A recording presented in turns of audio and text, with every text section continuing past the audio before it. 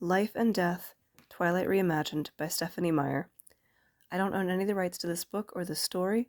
That all goes to Stephenie Meyer. This is purely for entertainment purposes as we get into Chapter 4, Invitations.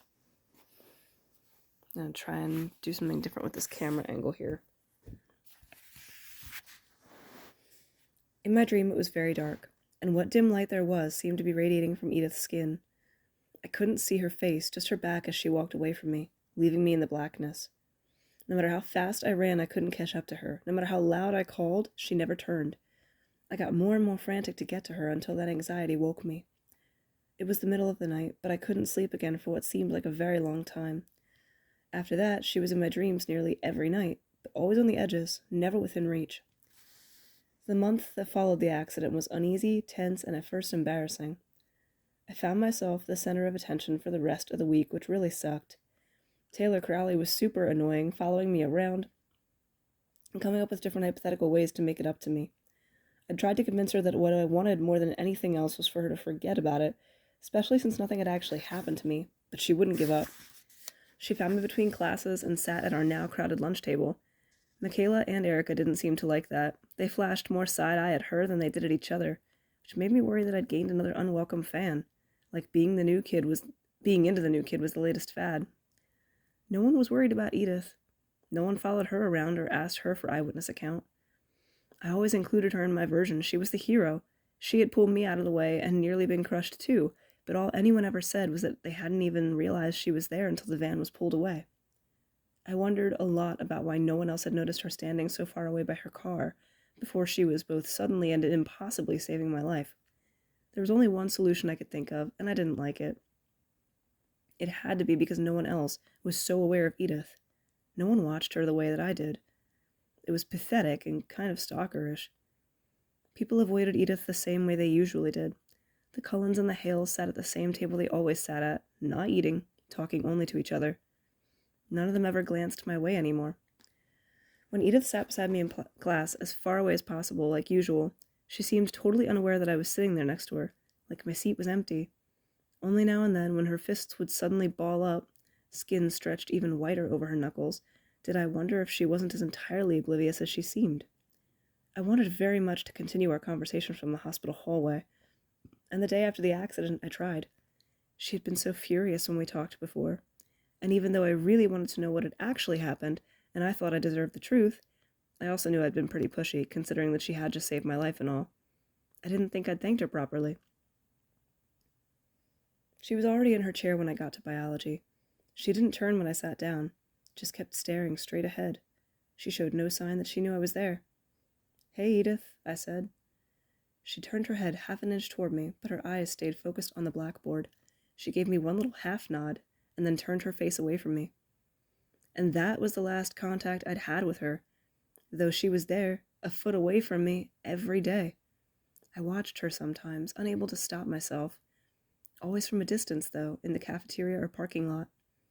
I watched as her golden eyes grew noticeably darker day by day, then abruptly they were honey-colored again, and the slow progression toward black would start over. But in class, I gave no more notice that she existed than she showed toward me. It was miserable, and the dreams continued. She wished she hadn't pushed me out of the way of Taylor's van. I couldn't think of any other explanation. Since she obviously preferred me dead, she was pretending that I was. Despite my outright lies, the tone of my emails got my mom worked up. She called a few times, demanding to know that I was okay. I tried to convince her that it was just the rain that had me down.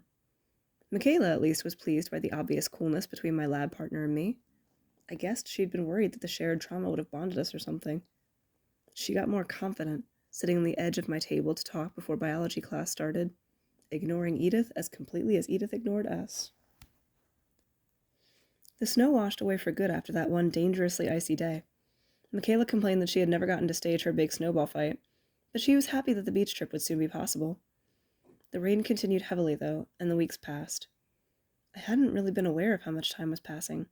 Most days looked the same, gray, green, and more gray. My stepdad had always complained that Phoenix didn't have seasons, but as far as I could tell, Forks was much worse. I had no idea spring was anywhere near appearing until I was walking to the cafeteria with Jeremy one rainy morning. "Hey, Beau," he asked. I wanted to hurry out of the rain, but Jeremy was barely shuffling forward. I slowed my pace to match his. "What's up, Jeremy?" "I was just wondering if anyone's asked you to the spring dance yet. You know, it's girls' choice." "Oh, no."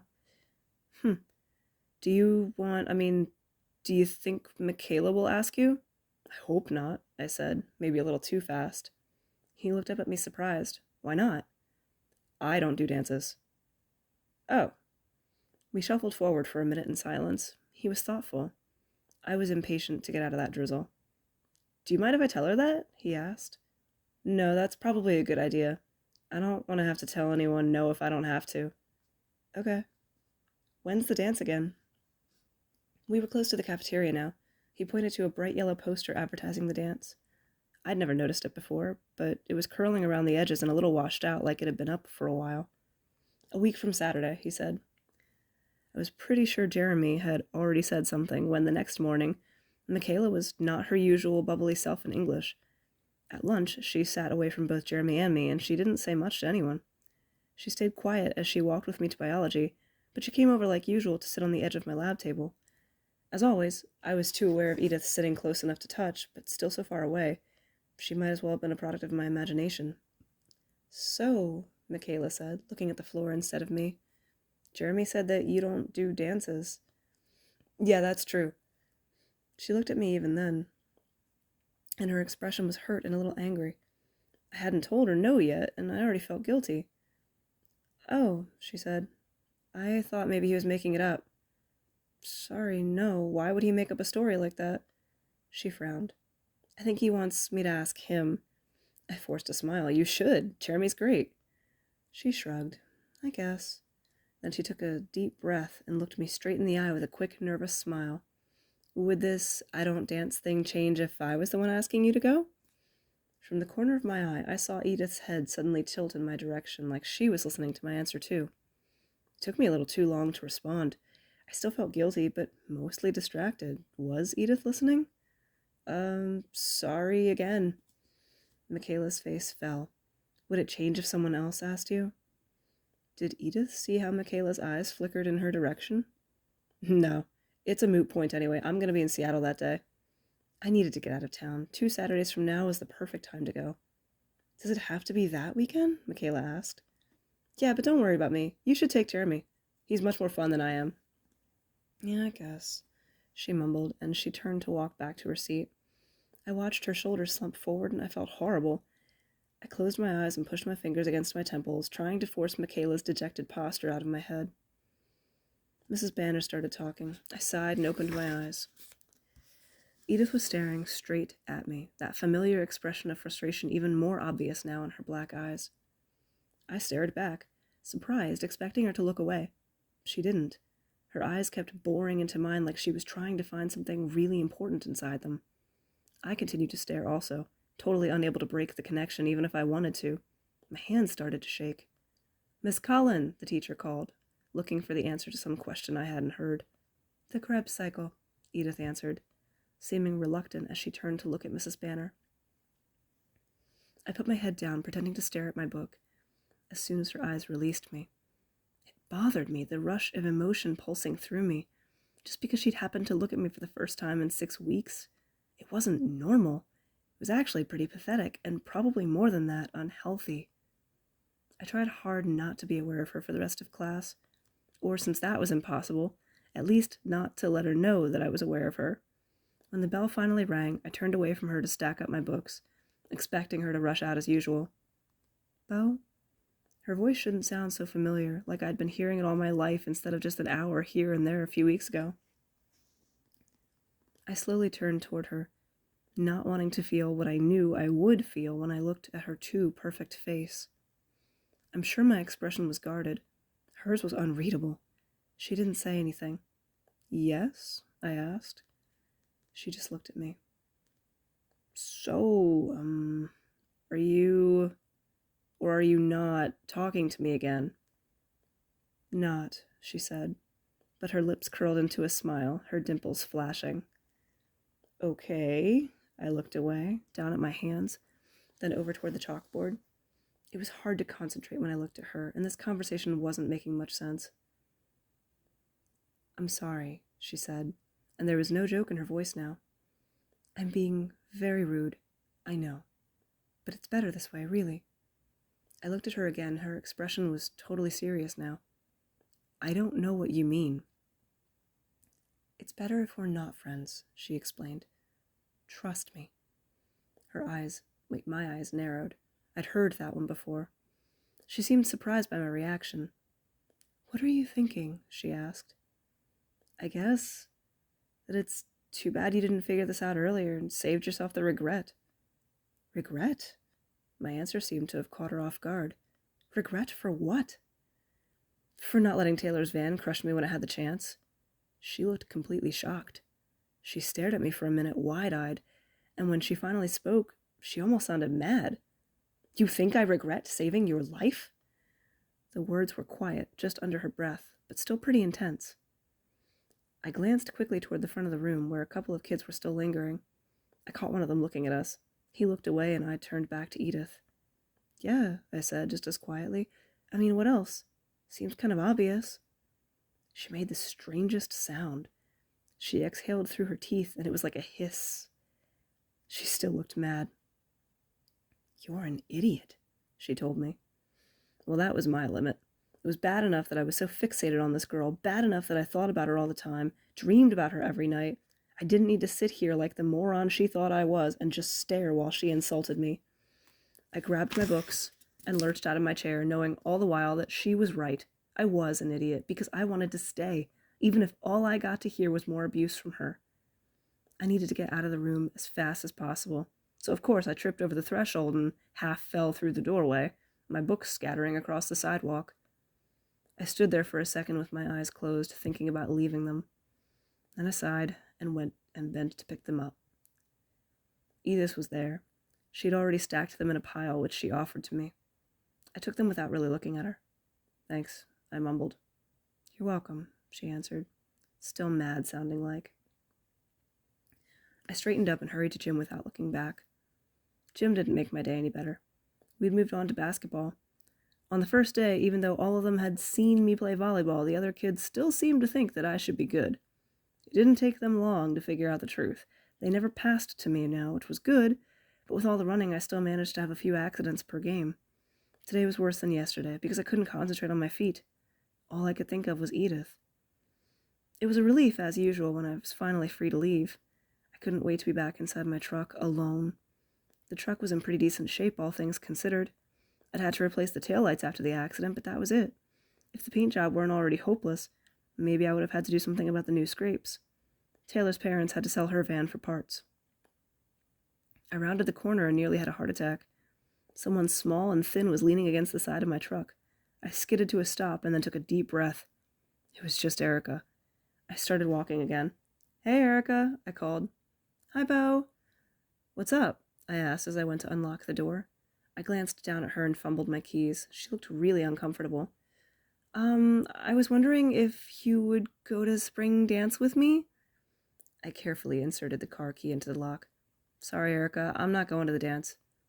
I had to look at her then. Her face was down, her black hair hiding her eyes.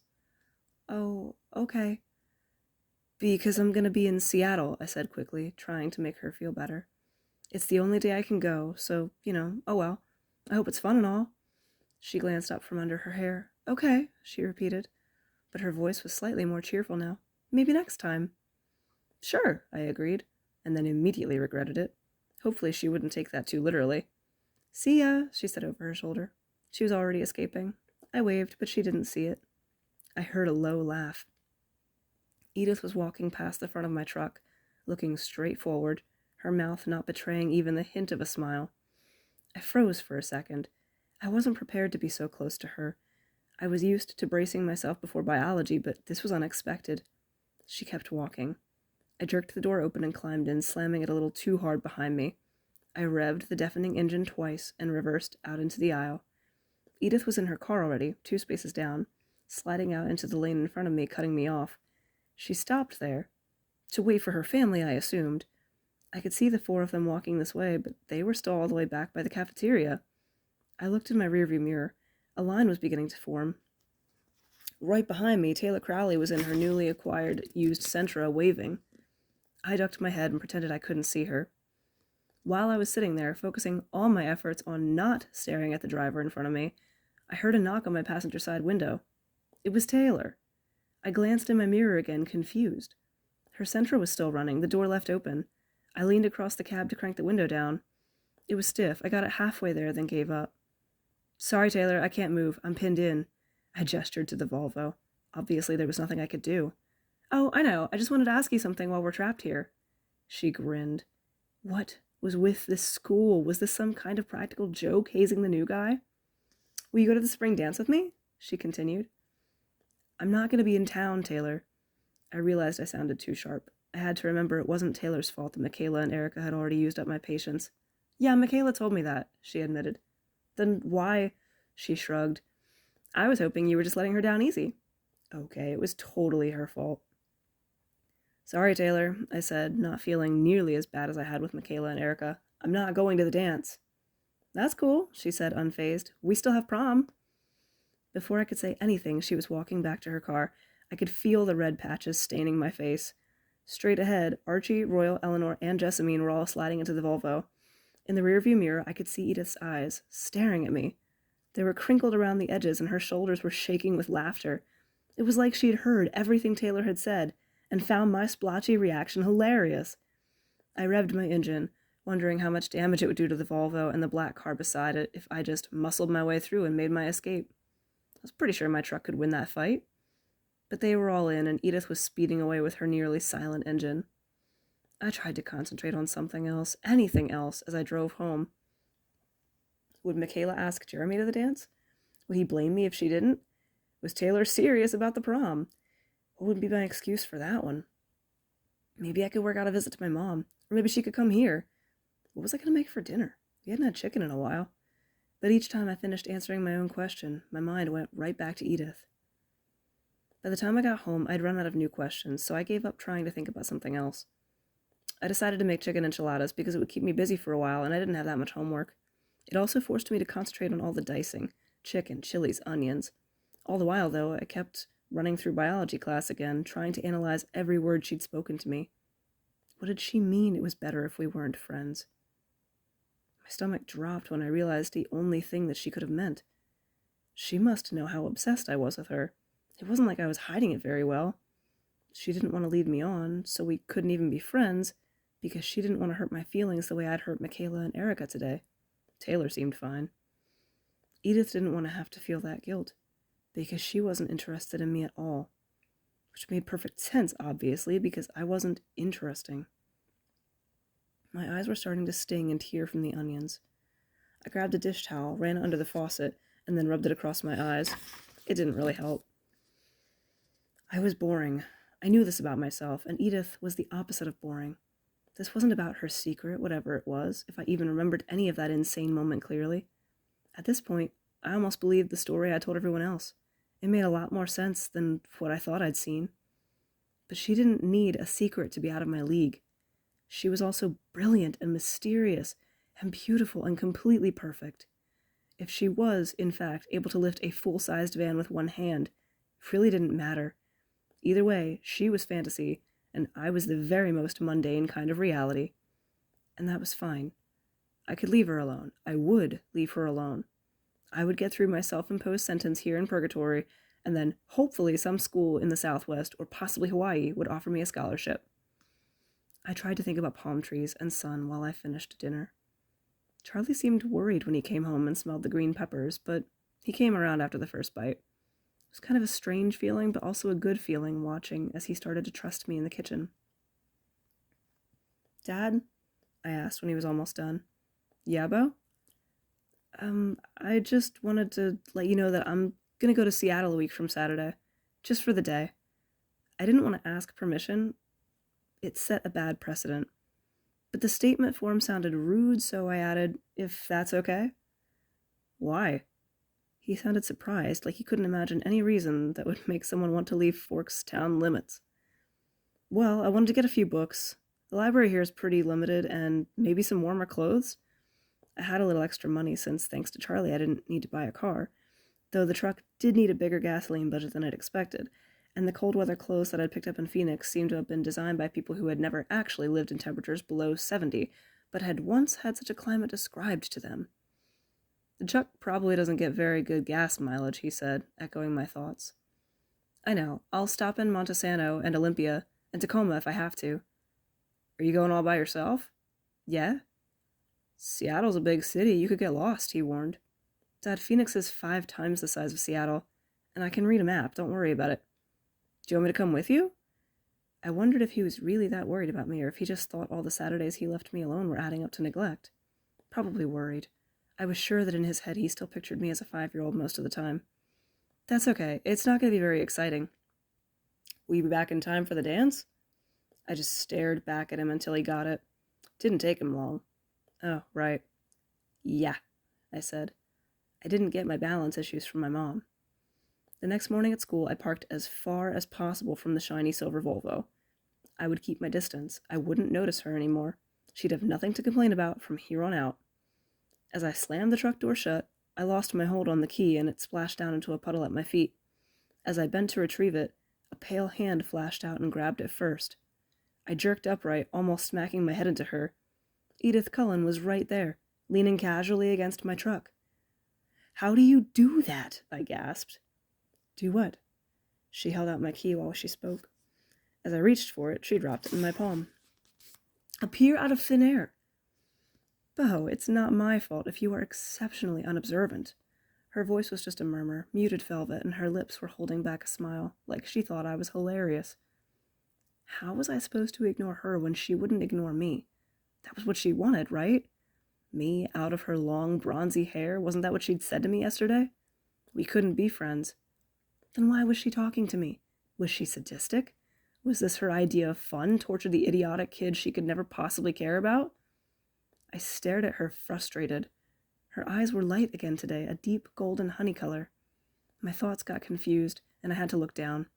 Her feet were just half a foot from mine, oriented toward me, unmoving, like she was waiting for a response. I looked past her toward the school and said the first dumb things that came into my mind. Why the traffic jam last night? I thought you were supposed to be pretending I don't exist. Ah, that was for Taylor's sake. She was figuratively dying for her chance at you.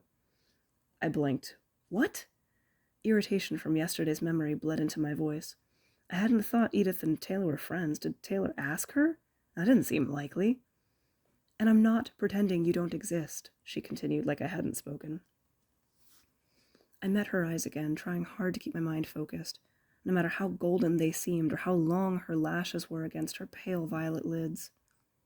I don't know what you want from me, I told her. It was annoying how my thoughts seemed to explode straight through my lips when I was near her, like I had no filter at all. I would never have spoken this way to another girl.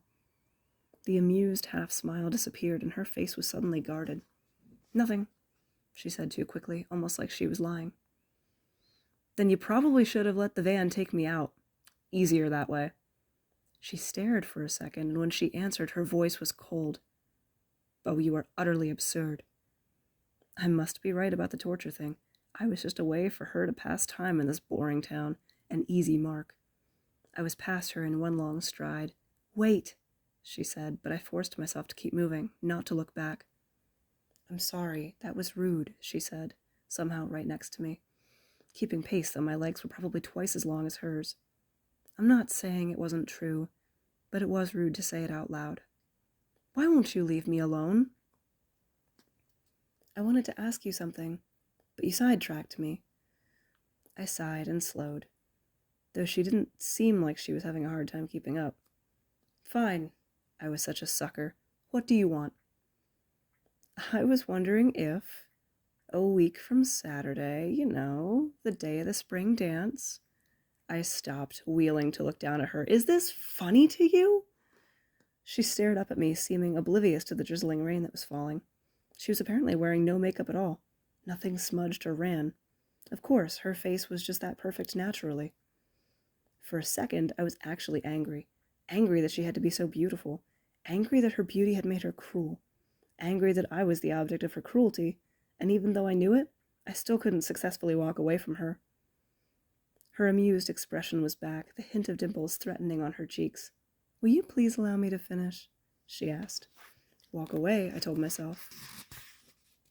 I didn't move.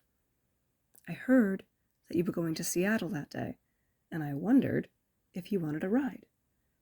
"That's not what I was expecting." "Huh? Do you want a ride to Seattle?" I wasn't sure where her joke was heading now. "With who?" "Myself, obviously." She enunciated every syllable, like she thought maybe English wasn't my first language. "Why? Where was the punchline?" "Well, I was planning to go to Seattle in the next few weeks, and to be honest, I'm not sure if your truck can make it." Finally, I was able to start walking again, goaded by the insult to my truck. "Make fun of me all you want, but leave the truck out of it," I said. Again, she kept up easily. "Why would you think that I'm making fun of you?" she asked. "The invitation is genuine." "My truck is great, thanks." "Can your truck make it to Seattle on one tank of gas?" Before the truck, I had never cared one way or another about any car, but I could feel a prejudice against Volvos forming. "I don't see how that's your problem." "The wasting of finite resources is everyone's problem," she said primly. "Seriously, Edith." I felt a charge go through me as I said her name aloud, and I didn't like it. "I can't keep up with you. I thought you didn't want to be my friend." "I said it would be better if we weren't friends, not that I didn't want to be." "Oh, wow, great, so that's all cleared up." Thick sarcasm. I realized I had stopped walking again. I looked down at her rain-washed face, clean and perfect, and my thoughts stuttered to a halt. "It would be more prudent for you not to be my friend," she explained. "But I'm tired of trying to stay away from you, Beau." There was no humor in her face now. Her eyes were intense, narrowed, the long lines of her lashes stark black against her skin. Her voice had a strange heat to it. I couldn't remember how to breathe. "Will you accept a ride with me to Seattle?" she demanded, voice still burning. I couldn't speak, so I just nodded. A quick smile reshaped her face, and then she was serious again. "You really should stay away from me," she warned. "I'll see you in class." She spun on her heel and then quickly walked back the way she'd come.